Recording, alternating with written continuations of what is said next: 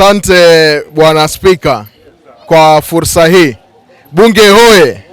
Bunge hoye! Ningependa sababu ndo kwanza ningependa kusema kwamba bunge hili liko hapa ama limeanzishwa kuweza kusaidia yule mwananchi wa kawaida kuelewa na kuweza kung'amua mambo ambayo yanafanyika ambayo ni kikatiba, yawe ni sawa ama pengine amefanywa nje ya kikatiba. Tuko hapa kurudisha more power to the people kwa sababu katiba inatuambia article 1 kwamba power zote belongs to the people. Na sisi ni wananchi na tumekuja bunge la wananchi. Mimi ningependa kusema tuache kudanganyana. Kwanza kabisa kama mwananchi unafaa utambue nguvu yako kikatiba. Pili, uelewe majukumu ya kiongozi yule ambaye unamchagua. Ukishaelewa majukumu ya yule kiongozi, hatutakuwa na lawama ama kurushiana vidole ama wale viongozi wengine hawatakuja kutuharibia jina ama kuharibia viongozi wenzao majina kama wewe mwananchi unaelewa. Kuna msemaji ambaye amesema kwamba yeye hayuko hapa kwa ajili ya kuwakilisha kiongozi. Anasema yeye ni linda mwananchi. Nataka kumwambia kwamba yuko sahihi, lakini vile vile linda mwananchi iko na kiongozi. Linda mwananchi iko na mtu ambaye amebeba yale maarifa ama amebeba ile akili ambayo anauzia watu. Kwa hivyo bado uko nyuma tu ya kiongozi fulani. Ni vile hujataka kumtaja jina. Mimi nitataka kuwa mfupi na mchache wa maneno nikizungumzia sana kuhusu mbunge. Nataka kupeana majukumu ya mbunge. Majukumu ya mbunge, yeye kuna jukumu la kutuwakilisha pale bungeni, representation. Kutuwakilisha sisi kama wananchi ambao ni wapiga kura wa Malindi. Lolote likitokea ni mheshimiwa mbunge atutetee kule bungeni. Jambo la pili, huyu mbunge yeye ni kufanya kitu kinaitwa legislation.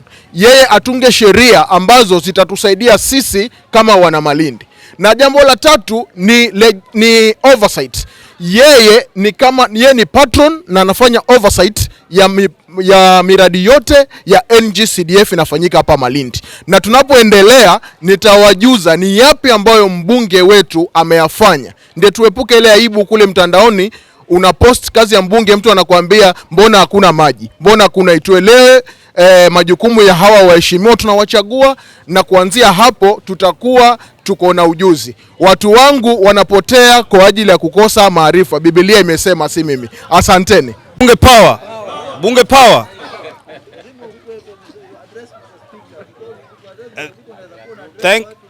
Thank you Mr. Speaker sir. Mimi nachukua fursa hii kujitambulisha kama mkaaji wa Malindi, mkaaji wa Kilifi County at large, na ni Mkenya mzalendo. Mimi kwanza nataka nianze na bunge la Malindi. Unajua hili bunge, kitu inaitwanga bunge huwa iko mara mbili. Kuna minority na majority. Hiyo najua ni sheria yenye iko kila mahali. Kuna mwenzangu amekuja hapa akasema yeye yuko linda mwananchi. Ni haki yako. Na kama uko linda mwananchi ni lazima unipatie sababu, yani kwa nini uko linda mwananchi. Mimi nikisimama hapa niko 2 term. Lakini niko 2 term kwa President William Samoei Ruto peke yake. Wapigaji kura kila mmoja ana interest zake. Kuna mmoja atasimama hapa amunge mkono Mng'aro, yeye anakula kwa Mng'aro, tumheshimu. Kuna mmoja atasimama hapa amunge mkono Amina Mnyazi, riziki yake kwa Amina Mnyazi, tumheshimu. Lakini je, Amina Mnyazi huyu mwenye unatuambia ni mzuri? Ni kipi ambacho unaweza niambia ni uzuri kutoka kwa Amina Mnyazi? Wewe unaniambia kuwa Mng'aro ni mzuri. Ni kipi ambacho Mng'aro unaweza niambia ni kizuri kwake? Mimi sioni, na kama unaona unaniambia unaona. Kwa sababu gani? Sasa hii tuko na session 2. Tuna governor ambaye alienda miaka 10 akatoka. Amason Jeffa Kingi. Ushaone? Mimi nataka nikwambie na nataka niwe wazi. Ukiangalia mfanyikazi ambaye alikuwa katika administration ya Kingi na mfanyikazi ambaye yuko administration ya Mng'aro ni vitu vile tofauti. Administration ya Kingi ulikuwa uko na mfanyikazi ambaye anafanya kazi ya Kingi hata 500 anaweza kukuachia. Kuonyesha amekula meshi. Kuna wale ambao wanafanya kazi kwa Mng'aro. Ushaona? Hii kuiba, unajua afadhali mwizi ambaye anaiba anakula na wewe. Na kama ni kufight corruption hii Kenya, tutakuwa na wakati mgumu. Kwa sababu sijasema watu waibe. Mimi kile chenye naamanisha ni kuwa ukiwa umeajiriwa na serikali ni uwe tofauti na mimi mwenye sijaajiriwa. Oye. Kama umeajiriwa na serikali ni uwe tofauti na mimi ambaye sijaajiriwa. Appearance yako it matters a lot. Huwezi kuwa na represent governor halafu unakaa njaa kushinda yule ambaye hajaajiriwa. Hiyo ni aibu. Ni aibu. Wewe kuna mahali kwenye wamama wametwa mkutano. Appearance ya bibi yako itatuonyesha how you treat him. How you treat her. Ikiwa bibi yako amekuja sandals ni ya blue na ya green, tutajua you are failing. Na uongozi unaanza nyumbani. Tuambiane ukweli. Wenye mnakula kuleni in peace. Lakini msijaribu kututia takataka zingine ambazo hazitafanya kazi kwa akili.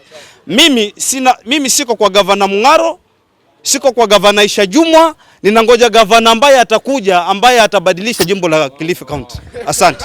Mr. Speaker and the all members who are here. Wandamwe. Mimi kitu ambacho naongelea, kuna waheshimiwa wameongea vizuri sana. The first person ameongea vizuri, namshukuru rafiki yangu huyu ameongea vizuri. Ya kwamba katiba inasema inakupa ruhusa ya mwananchi. Article 1 of the Constitution inasema vizuri sana. The supremacy of power belongs to the people of Kenya. Sisi wananchi ndio tuko na nguvu ya kuchagua kiongozi ambaye tutataka sisi wenyewe. Si ati kiongozi mtu acha atuambie kwamba tumchague huyu, tumchague yule ama yule mwingine. Hataki mambo kama hayo. Kila mtu ako na haki ya kuchagua kiongozi ambaye anamtaka. Mimi kama mimi siwezi msupport Ruto. Kwa sababu Ruto ametuumiza from the back. Mliona tulienda barabarani. Tukamwambia hii punguza, akatuambia sawa, nimesikia. Kusikia kwake hakufanya lolote. Kusikia kwake ndio tutateseka zaidi. Hata hii bili ambayo iko sahihi, hii bili tuipinga hivyo. Hatutapitisha, hataki bili tena. Watumie ile bili ya kitambo ile ya Mheshimiwa Uhuru Kenyatta alikuwa nayo, tuendelee nayo. Maana yake hii ni kuumiza mwananchi. So nobody can come here and tell me that support two term. No, hatutaki vitu kama hizo. One term kwa president. Hapo kwa Mung'aro kidogo, mimi sitaki kuongea vibaya ya Mung'aro kwa sababu Mung'aro ukiangalia Senate inataka pesa sicha wapi? Sicha kwa counties. Ndio counties watufanye kile ambacho tunataka. Kama Senate inasema pesa tuongezewe, alafu the National Assembly inasema kwamba hiyo pesa zisiongezwe. So it's just like the upper house ina fight na lower house. Senate wanasema pesa sije. National Assembly inasema pesa sifanyaje zisije. So mimi nasema eri ni kwa kulinda mwananchi ya kina Sifuna, kina Babu Owino na wale watu ambao wameona sisi tunateseka. Kitu kingine ya tatu ambayo nataka wananchi muelewe. Hii mambo ya linda mwananchi si mwachukulia vipi? Hili ni fukufuku la baba mwenyewe Raila Amolo Odinga. Ndio alimweka pale Sifuna, alimwambia Sifuna, hiyo ni haki. Na mliona Raila alisema kwamba Sifuna akiongea anaongea kama nani? Kama chama cha ODM. Kama Raila anasema hivyo, wewe ni nani upinge? Mwenye alimweka Oburu kukuwa party leader ni nani? Nani amemweka Oburu? Oburu alikuwa na nani? Tulikuwa kina Ososi. Sheria ya ODM hamuelewi, inasema kwamba kama party leader amekufa, mwenye kana achikilie nani? Madepute watatu. So one of them lazima ashikilie. Katiba ya ODM wewe hujui, sisi tunaijua. Wewe sababu mtajuaje?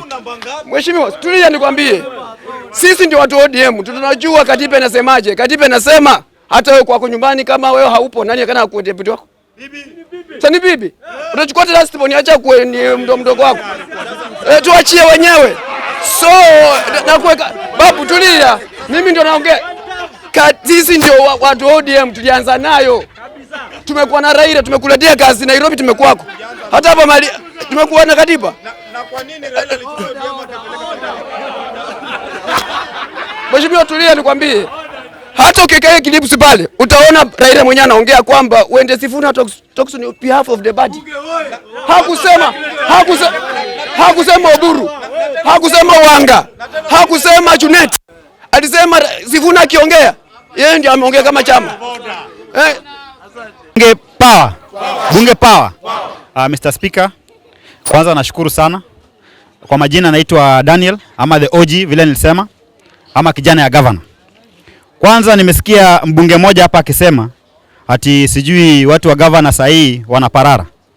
Wewe unasahau watu na kununulia chai wewe. So, kwa hivyo usiongee hivyo wewe. Jambo la pili, nataka uelewe kwamba wale watu wa uongozi wa Gavana Kingi walikuwa wanang'ara kwa sababu hakuna maendeleo yalikuwa yanafanyika mashinani. Hivi vile naongea na wewe. Bwana Speaker, protect me. Order. Bwana Speaker, protect me. Saa hii. Bwana Speaker, protect me. Saa hii vile tunaongea. Mr. Speaker, saa hii vile tunaongea. Jambo la kwanza, nitaenda tu haraka. Hapa hospitalini hapa kuna dispensaries 8 ambazo zimefunguliwa na Gavana Mung'aro vile tunavyoongea saa hii. Jambo lingine, tuko na 8 bed ICU and HDU capacity zimefunguliwa hapa Kilifi County. Tukienda kwa mambo na barabara kutoka Kijiwe Tanga kuenda all the way inaenda mpaka kutoka Kijiwe, ukisimama pale Kijiwe Tanga pale utaona barabara lami inaenda hivyo, imewekwa na Gavana Mung'aro. Ukienda Kakuyuni, Kibao cha Gosh, barabara ya lami imewekwa pale, Gavana Mung'aro ndiye ameweka. Saa hii tunavyoongea kuna modern ICU, kuna modern CT scan ambayo iko pale Kilifi County Hospital, ambayo saa hii mtu yote ambaye amepata head injury akienda pale anapata matibabu. Saa hii vile tunaongea. Yeah. You have a point of order. Thank you so much. Wajua tukizungumza hapa tusizungumze kama machokora. Tuzungumze kwanza na protocol na heshima. Kwa sababu hili ni bunge la wananchi. Na ndani ya bunge hakunanga michezo ya kijinga. Sasa tuseme hivi. Tunajua vizuri sana kwamba governor amekuwa akirepair hizi pipes kutoka Langubaya. Amekuwa anafanya repair ya mfereji, ya hii mifereji yote. Pipes zinabadilishwa. Wakati wa Kingi, angalia kidogo. Wakati wa Kingi ali initiate hii idea ya kutengeneza piping. Tumeona barabara zimekuwa zikichimbwa na tumeona kabisa pipes zinawekwa. Kwa hivyo, kama kuna shortage ya mali ya maji, ni lazima tujue kwamba kuna mifereji na repair zinafanywa. Na governor anafanya kazi hiyo ili kesho kuko salama. You must be patient. Mr. Speaker, mimi ni tutam kwa Minya Mnazi. Namshukuru sana mbunge wetu huyu kwa kutupatia sisi wa mama basari. Sikuchomeka na jua pale barani, alafu unajaza karatasi ambao haishughulikiwi. Tena ukienda pale reception kwa Amina Mnyazi, wale wanaokujibu wale vijana, Mungu awabariki leo hii. Maana wana maongezi matamu watoto wa wenzangu. Si kwa ubaya. Nilishawahi kwenda kwa Rashid Odhiambo pale. Unaangaliwa na hapa ilo jicho. Unaambiwa mheshimiwa hayuko. Hapana. Oye. Lakini nilipoenda pale kwa kwa mama Amina. Karibu mama, karibu. Unataka tukusaidie vipi? Yaani wanaongea paka unasikia ubaki pale. Lakini nashukuru Mungu tulivyojaza mabasari tukapata sisi. Mungu ambariki mama Amina. Tutamkwa Amina. Bunge oye. Karibuni bunge la Malindi. Leo tuko katika siku yetu ya pili baada ya kulaunch bunge hii, na tunashukuru kwa sababu ujumbe wa bunge hii linafika sehemu kubwa sana. Leo nataka kusisitiza kwa sababu maisha yamekuwa ngumu sana. Wananchi wanateseka. Maisha katika nchi yetu imekuwa sehemu ambapo hata mtu unapomwomba pesa, mtu hana pesa hata shilingi ya kukupatia. Leo hata hapa kwa wanabunge hapa, naweza mwambia kila mtu atoe shilingi 1,000. Niangalie mwenye atatoa 1,000 tumuongeze 1,000 nyingine. Tutatoka hapa na nitarudi na pesa zangu. Kwa sababu maisha imekuwa ngumu. Maisha imekuwa sehemu ambapo Mtu anakupigia simu kutoka nyumbani ama kutoka kwenu, anakuambia uwasaidie. Hauwezi ukawasaidia kwa sababu hauna. Maisha imekuwa ngumu Kenya, na viongozi tuko nao. Hawa viongozi wote kama wangekuja kwa pamoja na waseme neno moja, waongee kwa pamoja, then Kenya yetu inaweza kuwa inaendelea mbele. Leo tuko kwenye bunge hili tukizungumza mambo ya siasa Kilifi. Wale wote ambao wanahusika kwenye siasa ya Kilifi, kama wangeweza kuja pamoja bila upingamizi, ili wakasemezane kwa tebo moja, ili waelewane, hii Kenya yetu ingeenda mbele. Ndio maana bunge hili leo, mimi kama spika wa bunge nitakuwa naomba hivi: wale viongozi wa Kenya, wengine wako opposition, wengine wako government, kama wangekuja kwa pamoja, waache kupigana, kwa sababu sasa hii kila mtu ni kama anang'ang'ania kiti. Hakuna mwenye anashughulikia maisha ya wananchi. Kila mtu anataka kiti chake, mwingine anataka kiti chake, mwingine anataka kae kwenye hicho kiti. Naomba viongozi wakuje kwa pamoja, na leo tuna discuss kama bunge. Nataka kualika nyote ili tuweze kuzungumza kwa amani, kwa upendo na umoja, ili tukapeleke Kenya mbele. Bunge hoi! Nataka kumintroduce kama kawaida, pia rais yuko na sisi wa bunge hili. Nataka kumuintroduce kwa leo kwa dakika yake 2, alafu tutafungua bunge rasmi kwa ajili ya mazungumzo ya leo. Karibu rais. Hoi. Bunge hoi. Kwa majina naitwa Gordon, bunge president. Ya pili, Mr. Gordon, 2 term. Mimi naimba 2 term ya Rais William Ruto. Naimba 2 term ya Governor Mung'aro. Na naimba 2 term ya Mheshimiwa Amina Mnyazi. Na naimba 2 term ya Senator Mazayo. Na niko na sababu, wanabunge, niko na sababu. Watu wanasema sijui gharama ya maisha imepanda. Si hii mambo ya gharama ya maisha hata ilipanda wakati wa Uhuru. Saa hii Ruto anapanga maneno kuweka kila kitu iko sawa. Wewe unasema gharama ya maisha imepanda. Imepanda wapi? Shida ya wale watu wa 2 term, hawataki Ruto apeleke mradi kwa region zote. Hiyo ndio watu wa 1 term hawataki William Ruto apeleke mradi kwa kila sehemu. Na mimi nimesimama hapa kama na support Ruto 100% na niko na reason zangu. Ya pili, na support Governor Mung'aro, kwa sababu hata hiyo barabara umesimama ni ya Governor Mung'aro. Wakati Governor Mung'aro alikuwa hajakuja hapa, hii barabara ilikuwa hakuna. So mimi na support Gideon Mung'aro, na support Senator Mazayo, kwa sababu pesa zote zinaletwa kwa hii county, mabilions. Na next bunge nitakuja na hesabu hapa. Mabilions zinaletwa na Senator Mazayo, wakili. Na wacha nirudi kwa Mheshimiwa Amina, na nitakuja na list ya vitu Mheshimiwa Amina amefanya hapa town ward. Nitapeleka nyinyi per ward. Hapa Malindi tuko na 5 wards. Tuko na Jilore, tunakuja Kakuyuni, na tunafika Ganda, Malindi, then Shela. Hapa Malindi town ward. We kaa hapo useme ati Mheshimiwa Amina ni 1 term. Mheshimiwa Amina ni 1 term ya nani? Hiyo ni 1 term ya nani? Kuna mradi zote Mheshimiwa Amina amefanya hapa town ward. Na leo sijakuja na list. Nitakuja na list, na mtajua hata kuna barabara zingine MCA wako wanakudanganya ati mimi nimejenga hapa, kumbe ni mambo ya kera, na kera iko anda ya mbunge. Itawaambia hapa. Ya mwisho, nimesikia mtu anasema gharama ya maisha imepanda. Gharama ya maisha imepanda, na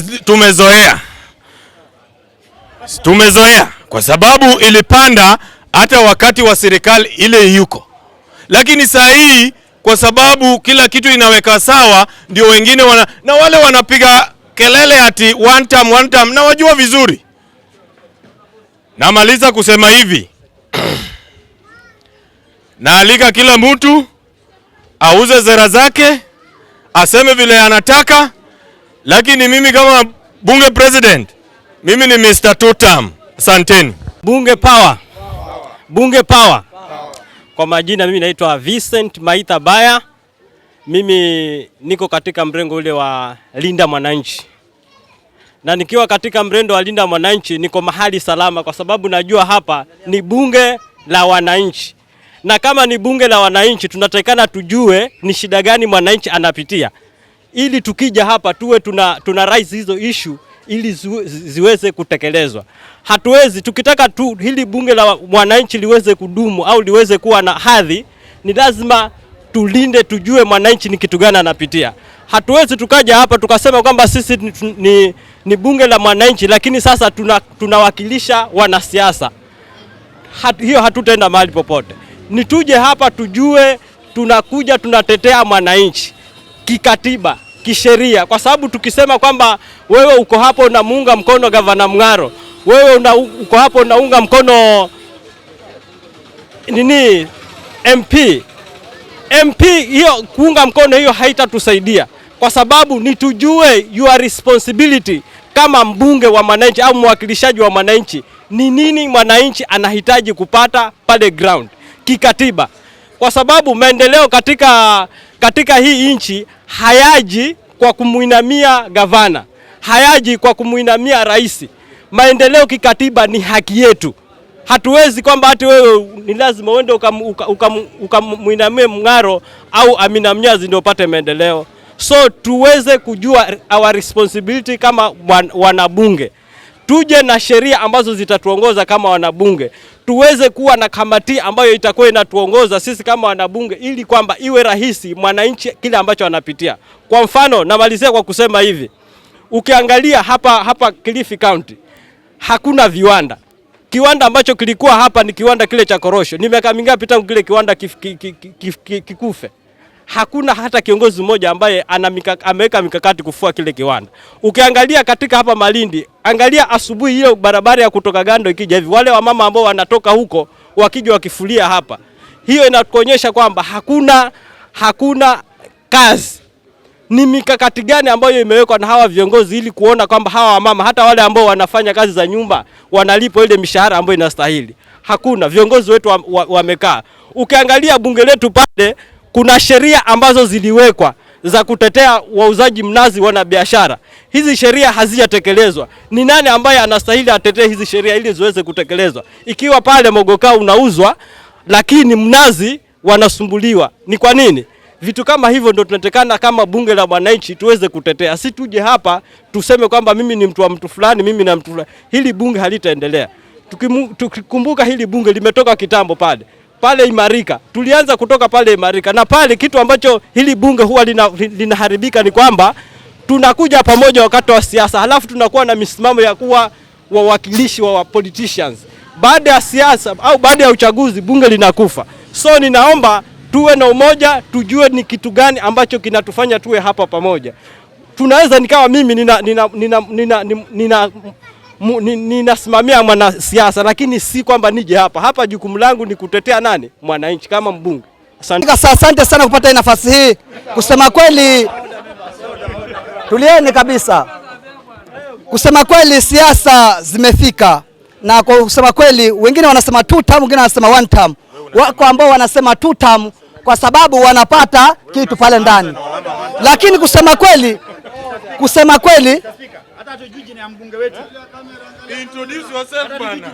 wananiita Mr. Nchugu. Muuza nchugu. Kusema kweli viongozi wetu hao huku chini tayari. Wakija huku kina MCA mbunge akija huku chini anatuambia sasa tushikane na gavana. Unasikia? Hata akisema kwamba shikana na gavana sisi hatuhusu. Tunahitaji sisi ni maendeleo hapa.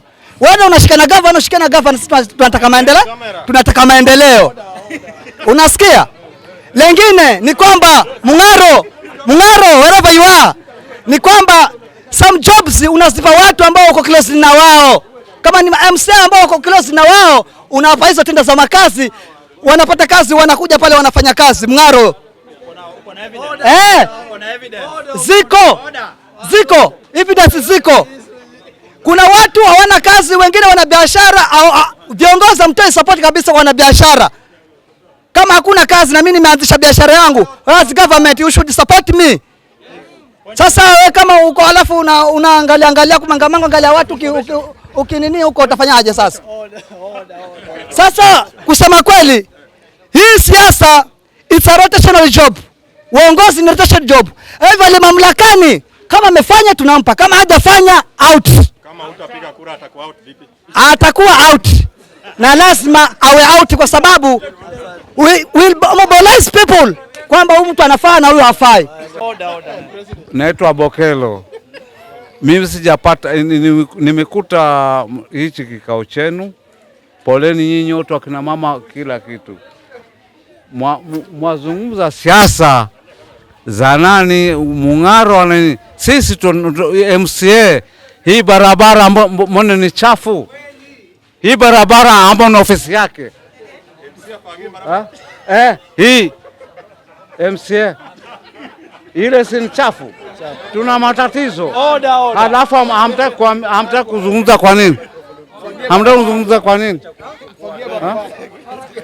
Okay, twendeni, ni chafu. Yaenda, ngojeni mwambie kitu kimoja.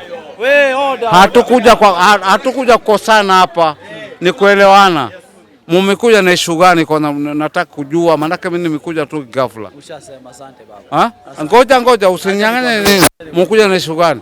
Mambo Mung'aro tuachana, kama ni kwenda hata Kisumu ndogo ziko safi. Barabara zetu ziko safi. Sisi tupata tabu bodaboda usiku hata wanyang'anywa. Sasa security wake security light kule hakuna. Basi yale mabonde imekuja mpaka mwisho. Halafu ni chafu. Nyinyi mwanza tusidanganyane, poleni. Asante sana mzee. Asante mzee. Haya. Asante sana. Jina mimi ni Patrick Nyaga na mimi ndio vice chair wa Grieving Diaspora Forum. Kwa mwanzo kabisa nitoe shukrani zangu kwa wale ambao wamekunja na wazo hili la wananchi kuwa wanaweza kuwa na mahali wanaweza kutoa maoni yao na wakapata kusikika. Jambo ni kwamba ningetoa wito pia kwa mbunge hili kwa sababu ndio naanza nalo. Mbunge hili kama mnajua maana ya mbunge. Mbunge si la masilahi ya watu. Tusirete masilahi yetu hapa tuseme tuko mbungeni. Mbunge linawakilisha mwananchi. Maoni ya mwananchi. Kama ni maoni yetu binafsi itakuwa hakuna kitu tunafanya hapa. Hatuwezi kukaa hapa tukifanya maoni yetu, tuchukue maoni ya wananchi vile ambavyo wangetaka waendelee. Mimi kitu ningelitaka kuzungumzia ni kitu kinaitwa devolution. Devolution ina miaka karibu 15 tunaenda saa hii. Na devolution bado haijasikika vile ambavyo inatakiwa iwe. Naomba wale ambao wanaishughulikia devolution wakumbuke walioleta devolution walituambia hii ni ya Wanjiko na wale watu wadogo ili wapate kufikiwa na kile ambacho kinahitajika kwao. Mimi issue ninayo ni kwa wale ambao wamepewa kazi ya MCA. Hao ndio ambao wametuangusha. Wametuangusha kwa sababu hawanji na chile sheria za devolution siri ambazo zinahusu mwananchi. Nataka kusema ya kwamba devolution ililetwa kama Kilifi kwa mfano. Ililetwa tukapewa president ambayo ni kutoka Kilifi, MCA ambaye ni wa kutoka Kilifi. Kwa hivyo hakuna mtu atatoka nje kwenda kuuliza sindi ya Kilifi ni nini kwa sababu wanaongoza ni wasaliwa. Kwa hivyo shinda za Kilifi tunasielewa vizuri sana. Kwa hivyo ni vizuri tukae tunjaribu hata kumsaidia governor.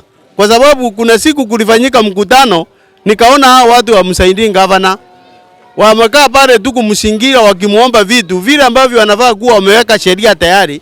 Hili ambayo wanajua masilahi ya wananchi ni kitu gani, waweke sheria. Kama ingine iliwekwa wakati wa kina Choko kulikuwa na sheria zinafundisha kina mama kushona nguo, wengine kuendesha mambo. Yaani kazi nyingi zile za chini.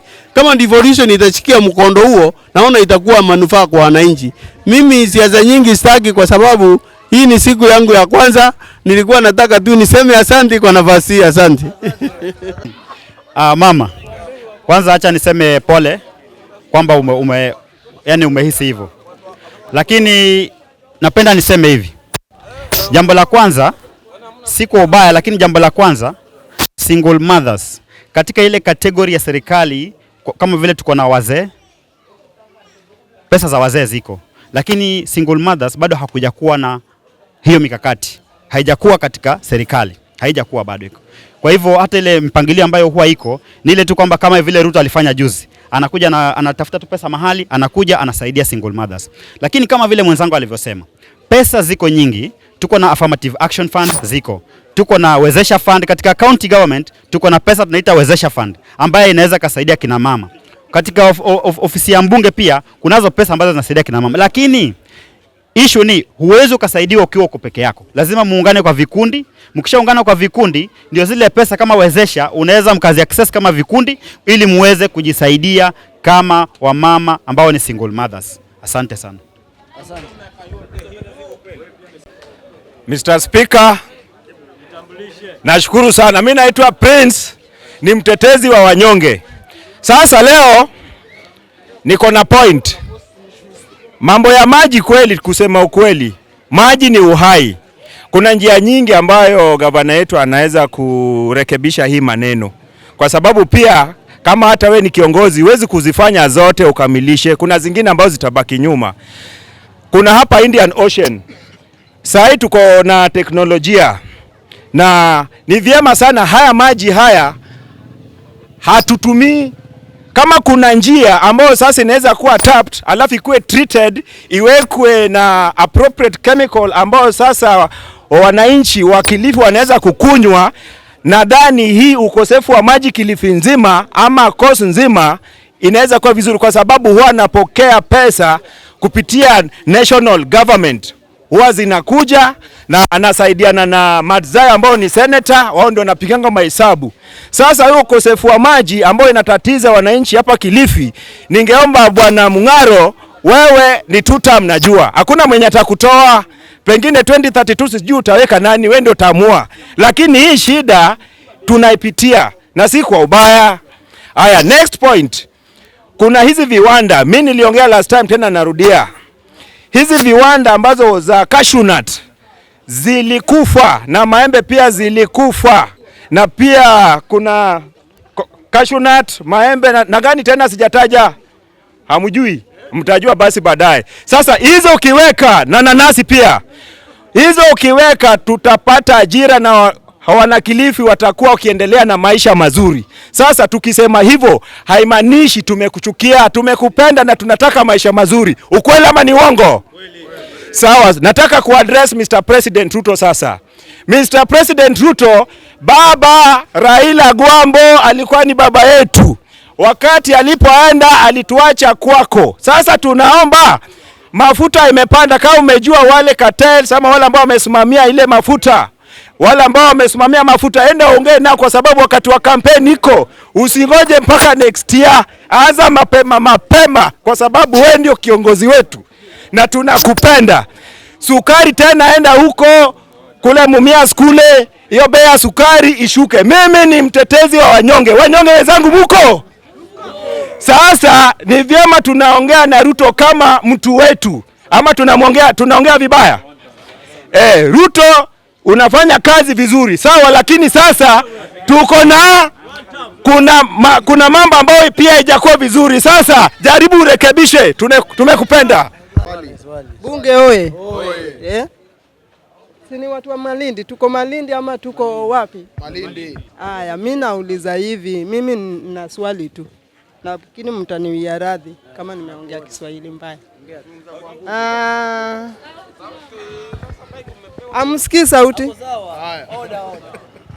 Nasema hivi, mimi swali yangu ni hivi. Sisi kama wakaaji wa Malindi tunajiita kama single mother. Swali yangu inakuja hivi. Je, hawa waheshimiwa wanatutambua kama single mother aje? Na je, wamejua tunateseka kiasi gani kutafuta mambo na ajira? Imagine kura tunapiga hapa, tunawachagua wao, tukiwapeleka mbele bila ubaguzi, si ndio? Mbona ajira ikitokezea tunaambiwa sijui watu wa mali fulani waende watafute ajira kwao, na amesahau kura alitubembeleza tukapiga hapa tukawachagua. Wakati tunakaa mahali pamoja, sisi tunakaa kama wa familia moja, tunakaa kama jamii moja. Ubaguzi inatokanga wapi? Maswali inakuja kwenu. Asanteni Speaker. Asante. Kupitia kwa Mheshimiwa Speaker, ningependa kujibu swali la mama huyu Karo. Nimeona kweli ameliongelea na hisia, ila jambo moja ningependa kuongelea general kuhusiana na serikali na empowerment ambazo zinafanya ni kwamba muda mwingi inapendekezwa kwamba tukae katika makundi. Single mother mpo, serikali inajua mpo, lakini mtajulikana vipi? Mkue katika makundi. Ile miradi inapotoka serikali kuu ama hata ya county inapokuja, huwa haikuji kwa mtu mmoja, mtu binafsi. So kama mlikuwa mjajiunga kwa vikundi, ningependekeza kwamba utafute wenzako, uingie kwa kikundi, na katika kile kikundi mpate certificate, na from there kuna pesa mingi sana inapatikana kwa ajili ya kuwasaidia. Asante sana.